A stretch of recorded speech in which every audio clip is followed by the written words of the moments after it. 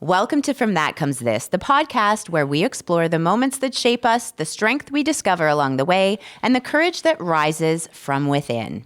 Each story is a journey. Sometimes it's bumpy, sometimes unexpected, but always leading us to the place where we stand today. I'm your host, Rebecca Foster, and I think storytelling is somewhat magical. Today, I'm joined by someone I know, and I've admired him for years. I had the pleasure of working with him for quite a few years back in the day at CHCH. He's a true gentleman. He has one of the biggest hearts of anyone I know. And he's a beautiful storyteller. He gets to tell stories on a regular basis. Clint O'Neil, a man who most of us affectionately refer to as Bubba, and a familiar and trusted voice in Canadian sports broadcasting. I can say that unequivocally. You are a true legend when it comes to Canadian sports broadcasting, Bubba. You're best known for your work on CHCH TV, which is a local station in Hamilton, Ontario, Canada. You've built a career, Bubba, rooted in storytelling, community, and authenticity.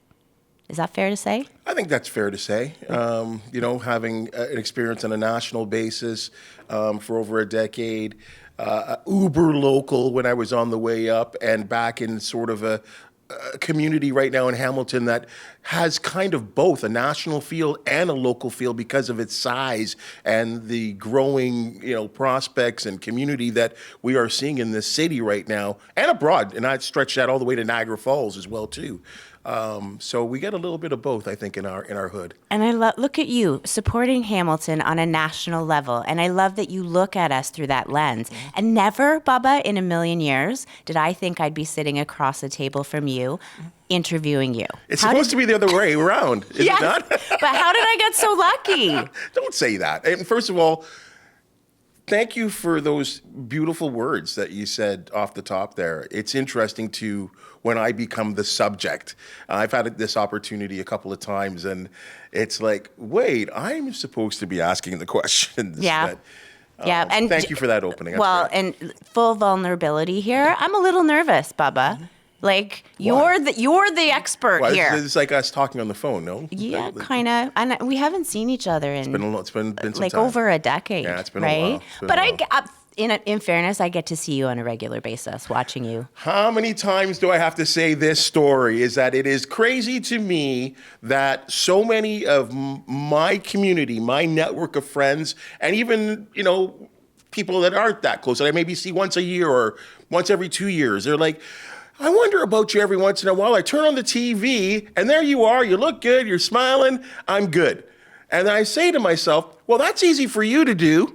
I can't do that with you. It's true. For the most part. So, that's why it's amazing. That's why when you asked me to come on this, I'm like, yeah, let's do it. It's an opportunity, if not to do your podcast and chat and get into all the things we're going to get into, but an opportunity for us to connect and as friends again. Well, I thank you for that. And I'm very grateful. And you reached out a while ago, and it kind of spurred the conversation along. And I thought, what a great guest to have on the show. So you are a big supporter of Hamilton, a big supporter of local. Community is important to you. You and I always connected back in the day when I was at the TV station, because my responsibility was always knocking on your door. Hey, Bubba, can you go out and do this event? Yeah. That was part of my role at the station, right? Yeah, and it was neat for me because, being a guy that lived in Oakville and Burlington for almost my whole life and still do live in Burlington, Hamilton's slightly different. And to get used to that audience. And at that time, people maybe knew me from Burlington or the guy covered Burlington sports. But like now Hamilton's so we are our own. Like we respect our own. We protect our own. And I had to make new friends in Hamilton.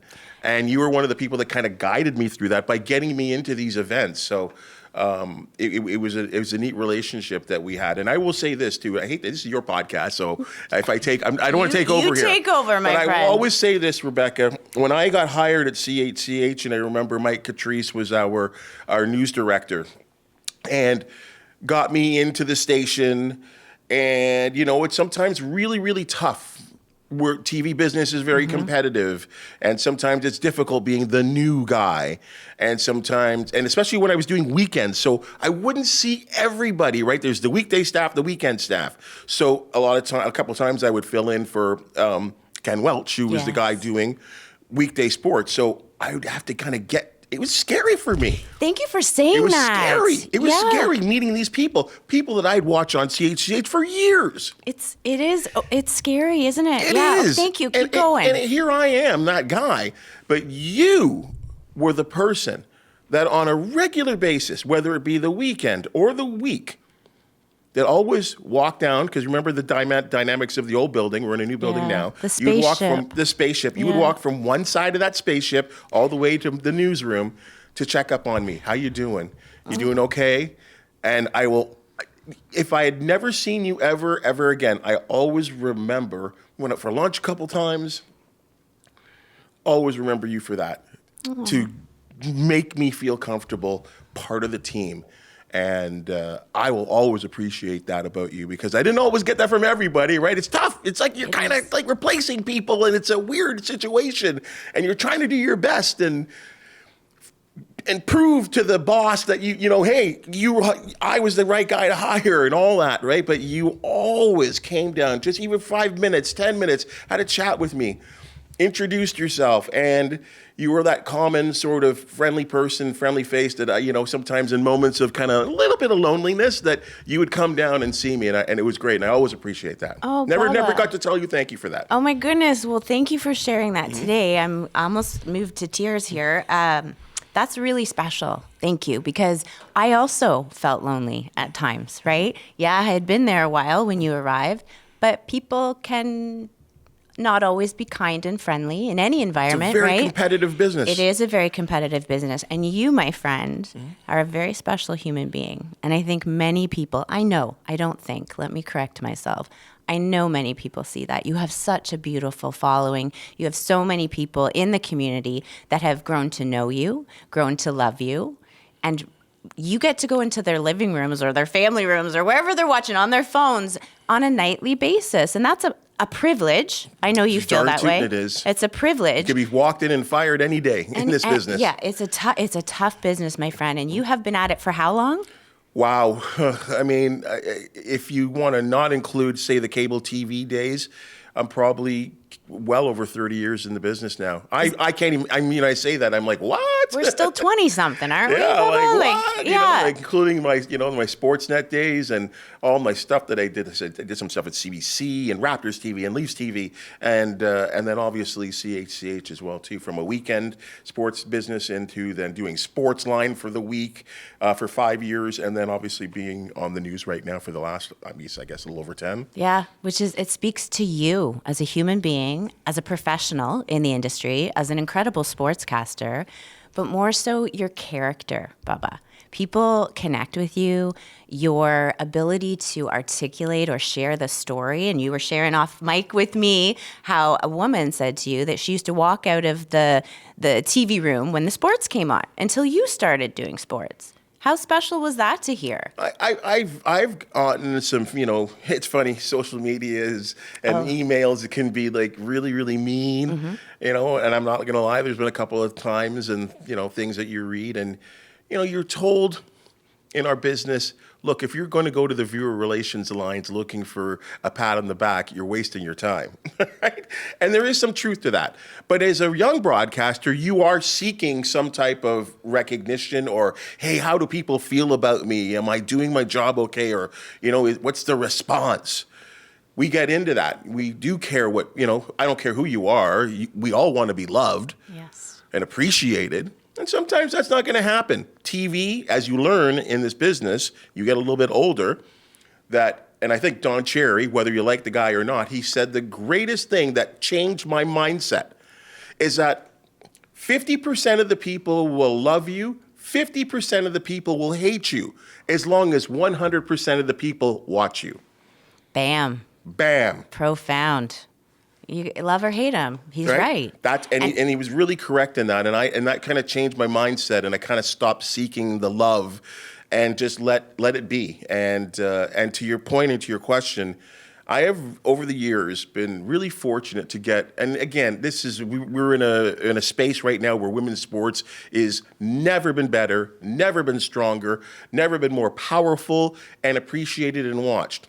But I also, you would think that, again, a lot of women have written to me and said, For years, I would, when the sports would come on, I would watch the news, the sports would come on, I would go and leave the TV and then come back for weather. Now I'm getting a lot of response from women that say, I sometimes don't know what you're talking about, but I love the way you deliver the sports, right? And now I watch.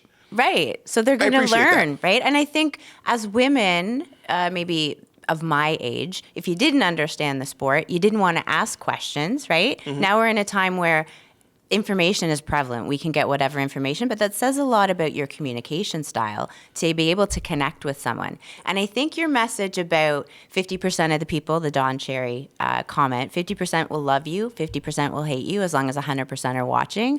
I think that transcends television.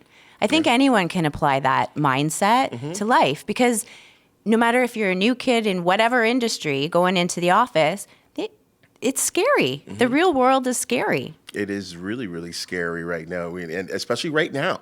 Yeah. Like, not to be down, but yeah, there's a lot of I not to be old man River, You're you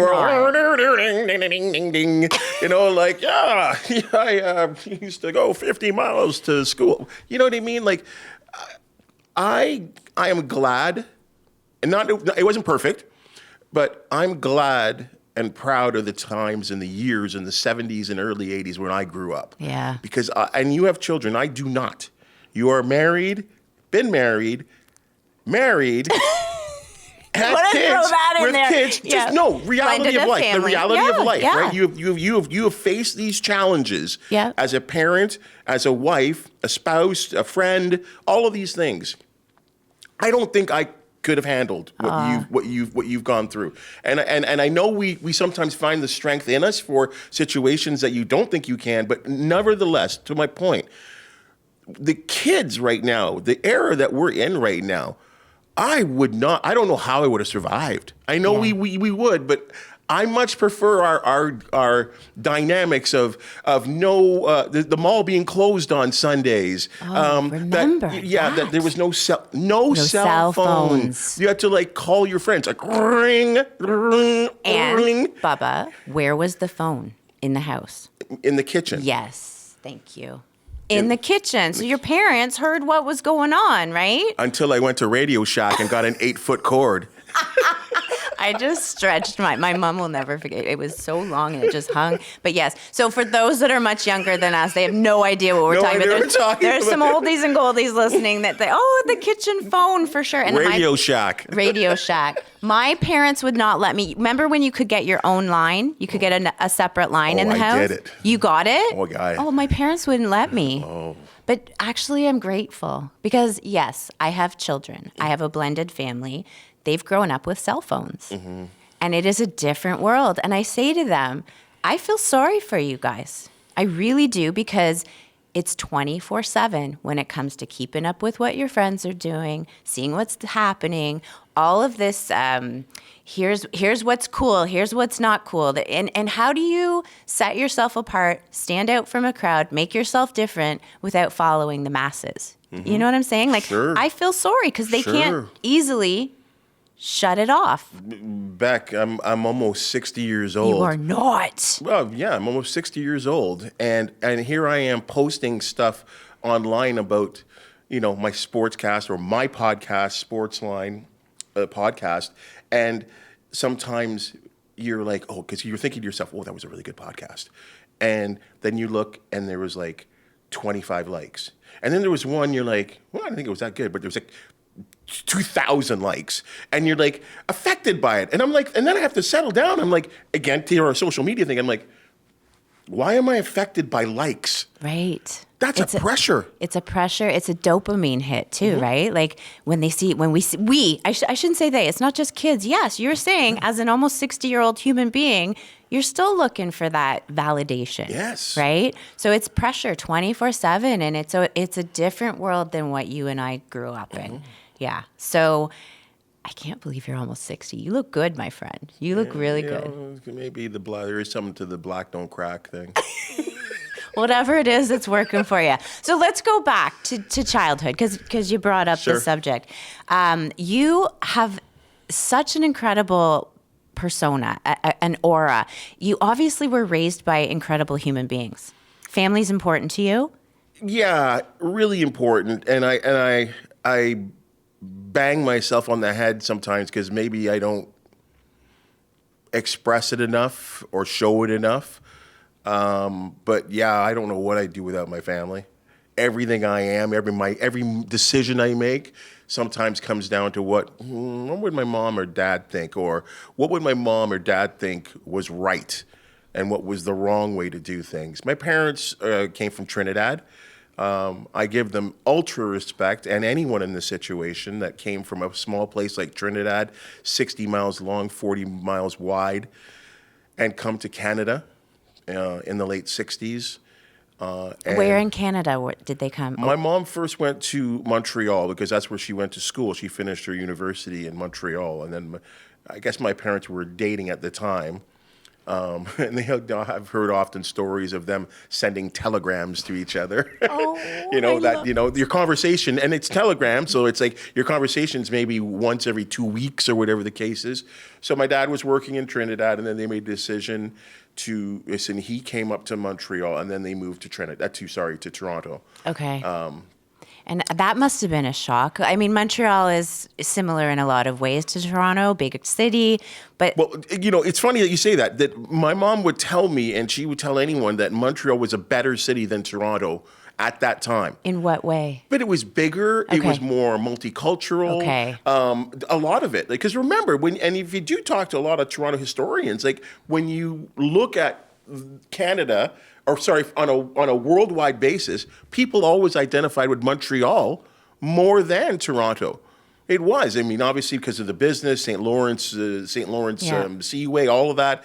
That was the hub for Canada. It was just more well known. Yeah. And the place where a lot of people outside of Canada, Expo '67, who had the first baseball team?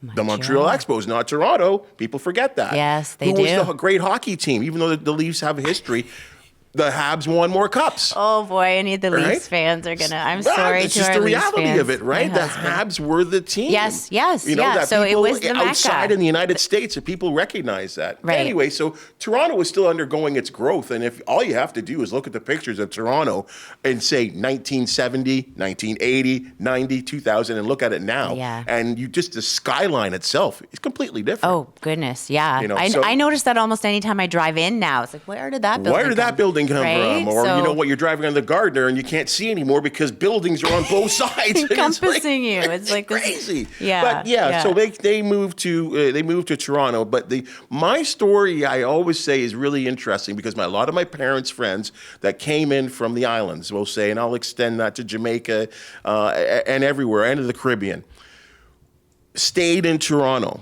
They did. Okay. They stayed in Toronto. My dad worked for CN Rail. And at the time, my mom worked for the Ministry of Transportation. And she got a really, really good job with Holiday Inn in Burlington. It was a really good job. I think it was accounts receivable or something like that, too. Yep. And my parents decided to move to Burlington. Now, put it this way. My parents would tell you their friends, and my parents have a wide, huge friend network that they've maintained still to this year. Hey, you guys moved to the sticks, right? Is that what they said? Oh, yeah, because think about Burlington. I think we moved to Burlington in 1973. Okay. Imagine Burlington in 1973. Imagine Oakville. Now, the drive from Toronto to Burlington was a little bit too much after time, and 5 years later, we moved to Oakville. Okay. Which was perfect for my dad. Like that. Imagine these communities. I can remember them as a kid. Like nothing like it is now. Yeah, oh, for sure, for sure. I guess where I'm going with this is that here we were in, quote, the sticks in the 70s and the 80s, and to be honest, there wasn't a lot of people that looked like me. Fair. In schools, and I went to Catholic school. I didn't go to public school. And then we decided to go to Assumption, which at the time was a private. You had to pay to go there, right? There was, I don't know, 1,200, 1,300 students, and me and one other black girl. That's it. Right? So my experience is really different than a lot of, say, my parents' friends that immigrated to Canada. right? And where maybe in Toronto you had all the things, the food, the hair products, all the stuff that, black people. The cultural support, Cultural right? The support, for comfortability. sure, So right? as a kid then, how did it feel being one of two? I don't want to use the word minority, but everyone looked different. How did you deal with, do you remember feeling different? Do you remember feeling not included? I was never non-included. I guess I had great friends, and which is That's great, and I amazing. still to this day. And I am very fortunate to say that my closest friend group are the people that I grew up with at that time. That's amazing. It's crazy. How Yeah. many friends outside of that group say, "Hey, do you still see this person, this person?" I'm like, "Yeah." If I didn't see them this week, we talked on the phone. Yeah. Right? So very fortunate there. There were, every once in a while there'd be something that to remind me that I wasn't white, right? Quite honestly. And, being in Oakville and Burlington, kind of affluent areas, Right. and we weren't poor. No. Not by any stretch of the imagination. We were, right down the middle class. I had things, anything I wanted, my parents got me, or I got a paper route job and I worked for it, right? Or they would say, go get a job, and you don't like what we're giving to you. You don't like the shoes from Byway? Well, you go out in there and work for it and get it, right? So I learned those lessons. Yeah. So but every once in a while there would be something, right? Like. Here's a funny one that I discuss with people very often. Your parents pack you a lunch. My mom packed me a lunch. And, of course, sometimes it's leftovers or whatever. So we'll say something like white rice and curry chicken, right? So, it's whatever. I bring it to school or whatever and eat it for a lunch. Ooh, what's that? It's yellow. What's that?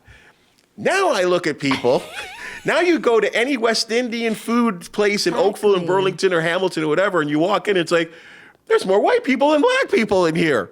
I always remember there was a place in Oakville, and on 2 occasions I walked in, and Ron McLean and his wife were in there digging up on peas and rice. I love it. It's crazy. It's how times have changed. And I think you would probably say that about a lot of cultural foods. Because, whether it be Greek or Italian, maybe not Italian, everyone was accepting of Italian, but, Indian food. Anything that looks different from a food. Different. Yeah, Indian food. Listen, I think Indian food's a big thing right now. Like people love Indian food. Absolutely. East Indian food. But to make you feel better, I often got packed a tuna sandwich, okay? And the kids looked at me and said, ew, what's that? So come on. Yes. But I hear absolutely what you're saying. And now we are so culturally diverse. Unbelievable. That it is, you go and experience these things. And how blessed are we as a country? But don't we learn a lot about each other? We do. I learned a lot about people that were the opposite of me. Like I think boy, this sounds really racist in a way, but I feel like compared to a lot of my black friends, I relate or understand white Canadians more than they do. Really? Because I lived in that. Yeah. I lived that. You were immersed in it. I was immersed in it. Yeah. I got it. I understood. And I understood their fears sometimes of black. How many times, again, little things like this. White friends of mine back in the day saying, oh my God, we went to the club and we went to this club and my God, I was like the only white person. Right? I was like, and I'm like, wow, dude, I've lived that my whole life, dude. Yeah. Flip the story, but right? saying that, but not being racist, but just that was the way they felt. But also not realizing, because maybe they saw me as white. I don't know. But they saw you as Bubba. I don't know if you had the nickname at the time, but they saw you as Clint. Well, there was a lot of other things. Cardigan Clyde. There was a whole bunch of nicknames. Clyde. I had a whole bunch of nicknames. I've always had a nickname in my life. Bubs, I love it. That's what makes you so special. But I think that as you fast forward today, what you're sharing with us, thank you for sharing that, first of all. It kind of speaks to your character now. You have the ability to welcome people, no matter who they are, where they're from, what their socioeconomic status is. It doesn't matter to you. And not everyone can do that. So you have a gift, and your upbringing probably helped to give you that gift, but you were also astute enough as a young person to be able to accept what was happening, and you educated your friends along the way, and likewise, you got an education from them. So Yeah, you did. You're right. And I would tell friends. I never, especially if they were friends, I wouldn't fear, especially maybe in the last 2 decades or so, or decade, Black Lives Matter, all that kind of stuff, where I'd be like, or I would have friends say like, hey man, looking back, I hope I didn't wow. I hope I didn't offend you or, or anything, because I was like, dude, that's cool, man. But I appreciated you asked questions or, you were never threatening to me. You do realize that you were always welcome in my home with my parents and all that kind of stuff. So yeah, it's been kind of, I don't want to say payback, but I'm glad that people maybe understand a little and bit. acknowledge it now. And acknowledge it a little bit more and not hide it by saying, well, I've got black friends, little things like that where I'm like, you don't need to say that, Yeah. Yeah. Well, your parents were pretty amazing people, it sounds like. And yeah, really, I was unfortunate, lost my dad in '93, but then, it makes you grow an appreciation for your parents even more. The only thing I often worry about, or not wonder more so worry is boy, I wonder if my dad was alive now and what he would have thought of me or what I accomplished or, really quick story here. When I was doing Sportsline at CHCH with Mark Hebscher, who was a well-known sportscaster, did the original Sportsline, very big, recognized all over the country. And there was a sign, a big, those signs back in the day when you were driving in the Gardner Expressway, and they had those big, big signs. Yeah. Well, CHCH decided to invest and put up this Sportsline picture, with the logo, and it's me and Hebscher Yep. and whatever. And I guess my mom and my sister were out and with my niece, and they were driving into Toronto, and they said, they saw it, and my mom and my sister said how proud they were to see that. And then what really knocked me in the head was can you imagine if your dad saw that, right? And so we often kind of seek some kind of approval from our parents, but yeah, I do miss that. What would be my relationship with my father as an adult? Yeah. What would that relationship have been like? But also in that passing of my dad, I've gained an entirely new respect for my mom.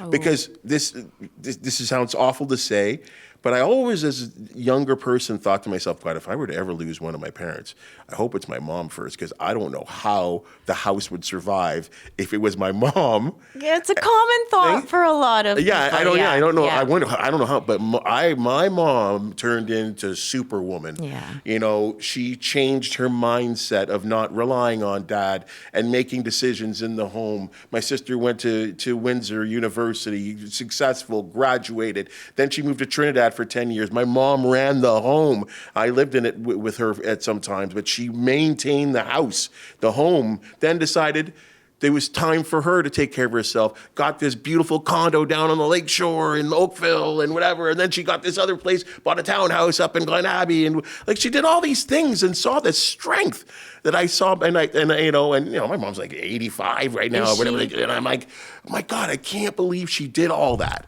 And it inspired me in many ways, right? And yes. Anyway, long story short. No, yeah, well, my parents are awesome. Yes, and I'm sorry you lost your dad, because you would have been in your 20s. Yeah, in my mid-20s there. What was his name? Pancreatic, Kenrick, or funny enough, and anyone that knows him, he had a nickname too, and it was Bubba. Bubba. Baba. And where did that come from? Just his nickname in Trinidad. Baba? Oh, in Trinidad. Okay. And then carried up here, because I remember, like I said, my parents, all their friends immigrated here. Yes. So they have this network of friends, which they still have to this day, the ones that are still alive. And I believe my mom is still alive because of those people. Mm-hmm. They still maintain these close-knit relationships. And her ability to push herself forward. What's your mom's name? Pamela. Pamela? Hi, Pamela. You have one amazing son. You guys did a great job. They did a great job. And the family that chose you as well. All of your parents' friends and your friends along the way. Everybody raises each other, right? Oh, for sure. Really, we learn and grow from each other. So there's no doubt. Thank you for sharing all of that. And your parents did a remarkable job. But you've taken it, and I'm going to say this, I know your dad would be super proud of you. All that you've accomplished on a professional level, but more so of the man you became. Appreciate that. Yeah. Yeah. Appreciate And I never that. met the guy. So Yeah. I can see that. So growing up was one thing. Was sports in your life as a kid? Always. Always. So were you always the kid? Did you Always. did you That's used my to have dad's a fault. Is it your dad's fault? That's my dad's fault. Did you have a microphone and do a sports cast when you were a kid, or like how did you decide this was your passion and where you were going? The broadcasting, I was just in love with the broadcasting aspect of it because it just sounded like, here's the person on the microphone, right? Like that. You wanted to be that guy. That was like, how exciting is that? Like, Yeah. like communicating to people. And I remember because radio was a huge influence at the time too. So I grew up in my room. My parents were very strict. 9 o'clock, you're in bed. So the radio became my tool for sports.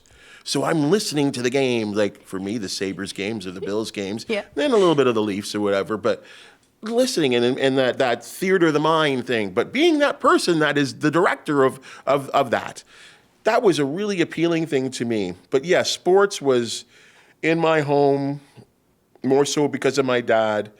And watching with him. With him. Sundays, NFL football.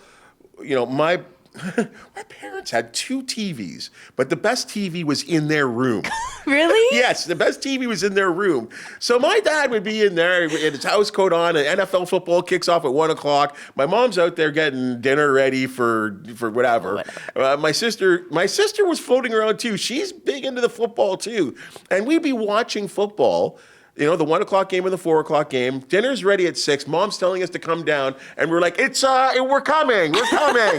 We're coming. And my mom's getting really annoyed right now, like dinner's getting cold. So then all of a sudden, it just eventually turned into us grabbing dinner, taking it into their bedroom, and we're watching football, and then 60 Minutes.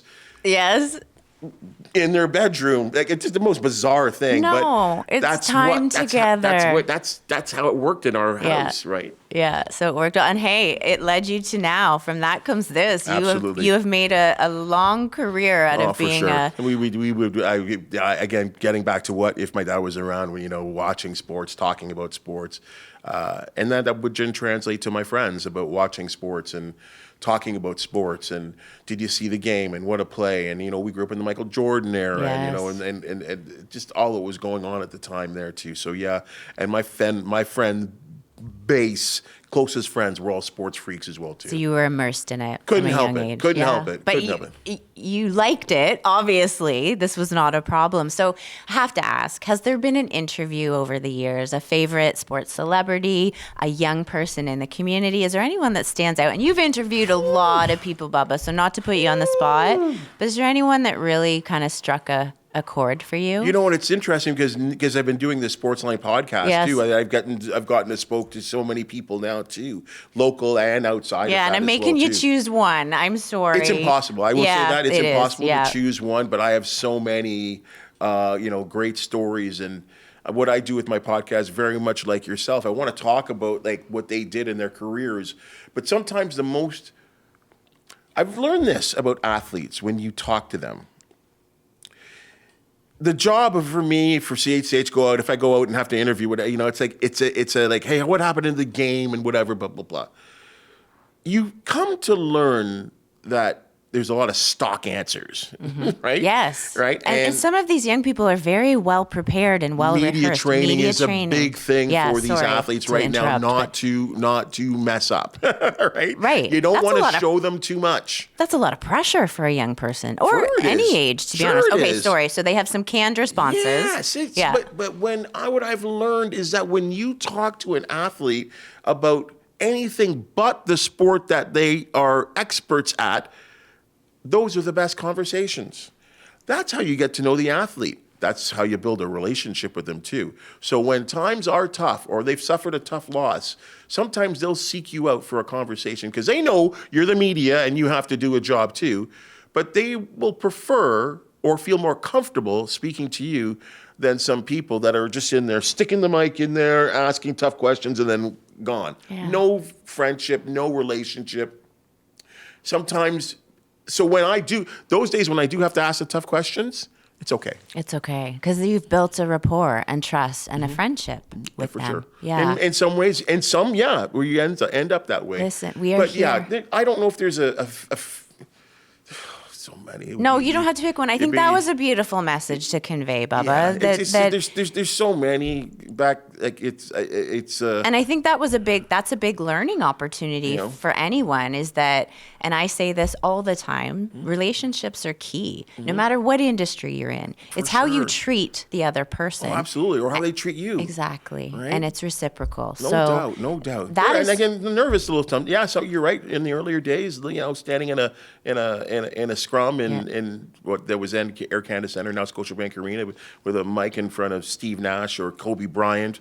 That was the one comes to mind where I'm like, oh dear. Good, Jesus, I'm talking to Kobe Bryant. My God, like. And this is in your head. You're saying this is in my this. head. Yeah. I always remember Matt Sundin, this big Swede, big tall Swede, powerful looking, with the chin, and you're like, holy mackerel, look at you, you're a big ass man, right? Like, look at you. But you did it. But you somehow do it, right? You just decided, here's my question, right? And you probably stood out to those people. I tried to ask celebrities. them. I tried to ask them something that just wasn't the regular. Yeah. Right? That gave me the answer I need still to put on TV that would be interesting to someone like yourself watching the sportscast. Yeah. Oh, well, it served you well, my friend. You have honed your craft on a huge level. So let's flip into health. I'm going to ask you some questions about the spring of 2021. Do you remember that time? COVID times? I think the world. Yeah. Yeah, that was. The world decided, I want to focus on you. Yeah. The world was, we were dealing with COVID at the time. We were dealing with, we were coming out of things. But you got sick then. Am I? No, you're right. And it was very bizarre when I think back to it now, because I've it's part of me in reality and what I lived through, but it was the weirdest time. What a weird time that was. Yeah. What a really weird, odd time in the world. Not just in the world. In the world. Yeah. And most of us were working from home. But because I'm in news, and I give CHCH credit, it got to a point where they're giving the reporters and people a lot of options. Like, if you want to be able to file your stories from home, we'll set it up in a way that you can. I, being the sports guy, I kind of was on the desk kind of still, right? Now, even though we did like separation and stuff, I was there. But there was still an option that we could have built a little mini studio in my place and whatever. I didn't want to. And here's why. Even to this day, when people are like, oh, yeah, I work, like my sister, I think of it, and she's like, oh, I work 4 days from home and maybe go in one day. I'm like, I could never do that. I can't do that. I need to be around people. Yeah. So even if it was going to be a reduced amount of people during COVID working there, I wanted to do that. And I don't know if that was a good decision or a bad decision. So yes, but it was kind of neat driving to work at that time because there was nobody on the roads. Wasn't it great? It was wild. It was wild. That was one of the only good things. The only positive is that the traffic. People were at home and staying at home, and they needed to stay at home. It was the safe thing to do. Yeah. But it was a time where everyone was starting to talk about the first introductions of the not the injections, the vaccine. The vaccine, thank you. Yeah. The vaccine. And you remember how Ontario was rolling it out? It was basically by age groups. Yep. Okay? 2 days before my age group came up to get an injection, I got sick. With COVID? And I got really sick. I remember being at home and thinking to myself, whoa. And I had no energy. I was like, what is wrong with me? I felt sick. I honestly thought I had a really bad cold or a flu. Right. Because we didn't really know what COVID, there was so much mystery about it. But in my mind, I was like, there's no possible way I have COVID. I just have this really, really bad cold or this really, really, really bad flu. And then there's one particular morning I woke up and I knew I was messed up. Still thinking, but I'm like, my mom's like, you need to take a test. So I was kind of out of it a little bit. I hopped in my truck. I lived on the lakeshore, and I thought to myself, I can do this. I live on the lakeshore in an apartment there, and I'll just drive straight down the road. It was like right by Burloak. If I just drive straight, no, it won't be. It'll be easy. It'll be fine. And I got in there, did a test, and I felt really sick that day. And then they did, the nurse, it was like you had to line up and blah, it was blah, just blah. such a weird time. Weird lining up, and then they had all these sections, and then whatever, and the doctor talks to you, and then they do this thing, and they're like, the doctor came to me and said, I can't let you go back home. Wow. I think you have whatever, so. It didn't. They put Did it click in for you then, Bubba, when the doctor said something? I was so sick. I felt so sick that I just actually was happy that I wasn't going to go back home. Because that would have been a stressful drive there, and now you're thinking about how to get home. Yeah. But they're telling you you've got to stay. You got to stay. You got to stay. We it'd be wrong for us to let you go. Whatever. I remember the doctor and the nurse saying that. So they got a room for me. It was really quick, and I got a room. And I just remember I just deteriorated. I got really sick. I was really sick. Well, you finally let yourself believe that you were sick. I think that's part of it, right? And your body says, "Oh, thank goodness we can the whole get thing and the respiratory and whatever and all that kind of stuff." How scared were you? I was pretty scared. I was pretty No scared. kidding. Just because I was like weird. So, but the good news here is. I bounced back real quick. So how long were you in the hospital? I was in Joe Brant for 1 week. Okay. 1 week. And then they're like, and I was like up and gabbing and talking, and it felt good. And I really did. Yeah. I thought it had passed. Plus, you're that personality type. It's time to get up. I gotta go. I got stuff to do. Yeah. Come on, or whatever. But I did. Okay, you did. But I realized that this is COVID. This is pretty serious stuff. And I wouldn't have left or whatever. But they passed. Everything was fine. Okay. Doctors said, okay, hey, you know what? We're gonna got some treatment for you. We have some pills and stuff. Anyway, no problem. I wasn't gonna go back to work yet, but I was gonna go home. Okay. I get that. You want your own bed. So I go home. Day 1 is good. Day 2 is good. Day 3 felt a little off. And my mom said, why don't you come over for dinner?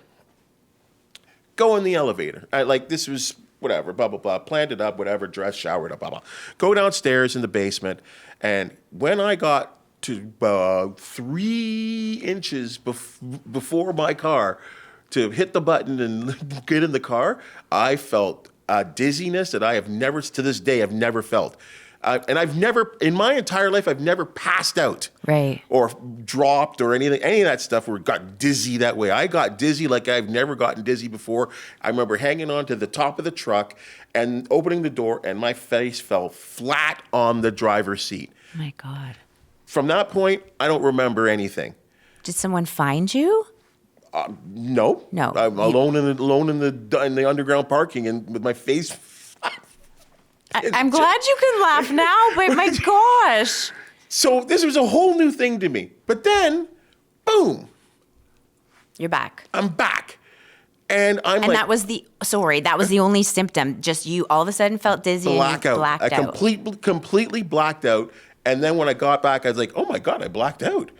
Wow. But then felt really, really fine. Thought to myself, Ben, I better call my mom. I say I can't come, whatever. But then I thought, I feel fine. I'm like, maybe I do need to get some food in me and dinner or whatever. And I'm like, can I? Yeah. I honestly, it's a horrible decision. Yes. But at the time, honestly, I felt fine. Drove to Oakville, from Burlington to Oakville, whatever. I remember backing up the truck, backing up my SUV, and parking, and then 3, 2, 1. Here it comes again. Here it comes again. You got the truck into park. I'm parked, and getting ready to walk across the little laneway and into her place.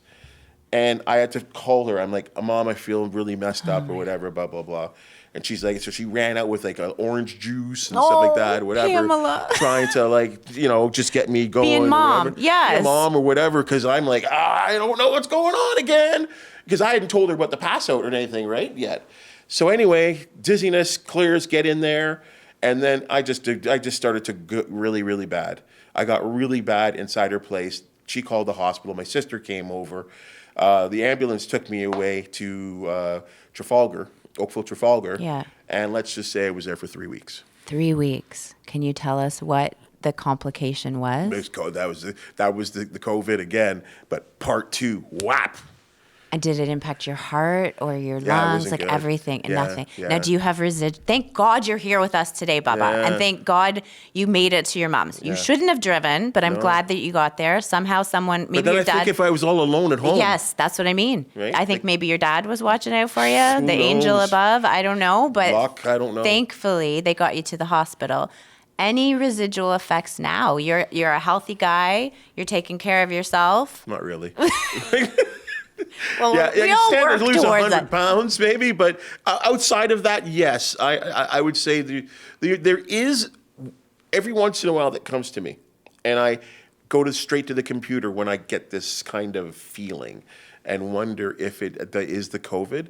I would say So you're Dr. Googling? Dr. Google. Okay. Yes. Yes. Great phrase. It's not mine. Completely. Dr. Google, right? And it's like a brain freeze or fog Okay. where I could be sitting here talking to you or at work preparing my work, watching TV, watching a sport, and I don't know where I go. Yeah. Like And you there's- never had that before? Never. It's just I don't say a loss of consciousness, a loss of focus. Right. A lot, and I don't know if that's I keep hearing brain freeze and brain fog, and I wonder sometimes if it's that. Yeah. It doesn't Well, come all the time, but Thank when it goodness. does, I'm mystified by it though. yeah. So, yeah, absolutely, because there's so many unknowns. But overall, your heart is healthy, your lungs are good. Yeah. I always You made remember the it doctor through. saying, "You have a you have a big, powerful heart," because they always said when they always did my vitals. Yeah. They always said your heartbeat's really good. That's like it's like it good. was always at a good level. And they said it was this one doctor who was just so entertaining. He says, "You have a very powerful heart." Because it's filled with love. Oh, gosh, stop. That you exude love, my friend. And I love that you are here with us today. Oh, gosh, yeah. And you That was have, weird. what a weird time. Oh, weird. And, you look back and you think, what was the lesson from that? Is there a lesson? Do we need to slow down? Do we need to take care of ourselves? COVID, nobody could predict that COVID was coming or that it, I was just angry that I didn't get the vaccine in time. Oh, but you know what, Bubba? It might not have helped, Maybe. right? Who Because you knows? could have already. Remember, they would say if you have any of these symptoms, you can't get a vaccine. You can't Yeah. have it, right? So you might not have gotten it anyway at the time. And who knows? There's We so don't many. know. What a strange point in history. But all of that to say is, what would you say to somebody? Live each day to the fullest. Like, what's your mantra? That's a great question because, did I learn anything from that? Well, I thought it was unlucky. I mean, for sure, for what I had to go through and what I did go through. But what I will say is maybe if I learned anything from it back was that I'm a pretty lucky guy. And not because I got COVID and not because I'm still alive and doing what I love to do, is because during the time when I was in the hospital, there were so many people in the hospital with COVID that the second time when I went to Oakville, I had my own room in Oakville in Burlington at Joe Brand. It looked over the lake. It was wonderful. That's maybe why I recovered so quick. It was it was just picturesque. Really nice hospital. Both of them were. Yeah. But when I got to Oakville, which was a much newer hospital, Bigger. bigger, they were flooded with people. So I was in this one ward that they made up, which was a storage room, a big ass storage room. And all they did was separate it, have separators with beds. And like I don't know, like some third world Yeah. country. Remember MASH? Yes. Yes, like the show, right? You're set up in a, exactly. yeah, Like we're in like a tent. Vietnam with like these beds. Now, not luckily my bed I could electronically control. Listen to me, eh? First world problems. Exactly, Yeah, right? exactly. But how weird. But I'm surrounded by people that have COVID, and there were people way worse than I was, way older than I was, way younger than I was. I knew I was going to bounce back. As sick as I was and the drugs I was on, in my mind, I'm like, I'm going to be okay at some point. A lot of those people, there were one person I remember died when I was like, oh, where's so-and-so? And they're like, My nurse is like, I'm like, oh, really? Wow. Yeah. So if I learned anything, I learned I'm a pretty lucky guy because of when I look at the youth, as I said, many younger and many older that were so sick and their families coming in. And I remember that was a time too, and it was tough on my family too, tough on my girlfriend at the time because the hospital rule was you were assigned 2 people that could come. And never those 2 people could be there at the same time. 2 people were assigned. So I assigned my sister and my mom, and they would have to alternate. They would alternate every day to come see me. Wow. Because it was just too crazy in there. So full families couldn't come. Yeah. My girlfriend tried to come. She lived in Barrie at the time. I think she tried to swindle her way in. They wouldn't let her in. COVID operation. Exactly, right? Literally. Crazy time. Yeah, it was well, listen, we are lucky. We are grateful. And I sense the gratitude. I know you had great healthcare providers. As much as you were put in a small room, the hospitals were inundated, right? Oh, and felt so everyone sorry was, for them. yeah. And I know you're compassionate. As much as you're feeling lousy, you're worrying about everybody else. I would tell those nurses honestly, like, you know what? Like they would do their rounds and check-ins, and I'd be like, "I'm good. Like, just can you get me a cup of ice chips, please? Like that's it. That's all I need. Don't worry about me. I'm good." Yeah, honestly, that's just you. That's your character. But I felt that way because I could see people needed help. But others, Bubba, don't see life that way. And some people are, I don't want to say very selfish, but not worried about others. And that's part of the problem with this world. So you are a special guy. We were very lucky to have you as a part of From That Comes This. Your story is still going on. You have so much more to do. You have so many more years ahead of you, right? I think so. I better. Yeah, you do. When it comes to work and life, you've got so much to do still. I need to get married at some point. Do you actually need, listen, we'll talk later about getting married. You know my story. Marriage is wonderful, but no one needs to get married. It's a choice, right? And you have to be really careful with that. So we love you, Bubba. We're so grateful you're here. Thank you for being a part of the show. And hopefully you'll come back again at some other point. Anytime you ask, I'll be here. It's been an honor to chat with you and ramble and look back and, but like you're right. There's and I want to flip around the microphones and I have a lot of questions to ask you as well too. So I look forward to that. Ooh, we'll flip the mics, Bubba. Clint Bubba O'Neil. Does anyone call you Clint? Your mom? Really, really quick story here. All I know is that if I'm walking around somewhere and I hear someone say, Clint, I'm probably in trouble. Yeah. I love it. I love it. You are a treasure, Bubba. Thank you so much for being here and continued success and keep following that passionate part of life, okay? Thank you so much. All right. Hopefully, I don't know, if anyone listens to this, you're right, yeah. If you're passionate about life or passionate about what you do, you'll love waking up every morning. Amen to that. Storytelling matters, my friends, not just because it entertains us, but because it connects us, truly connects us with one another.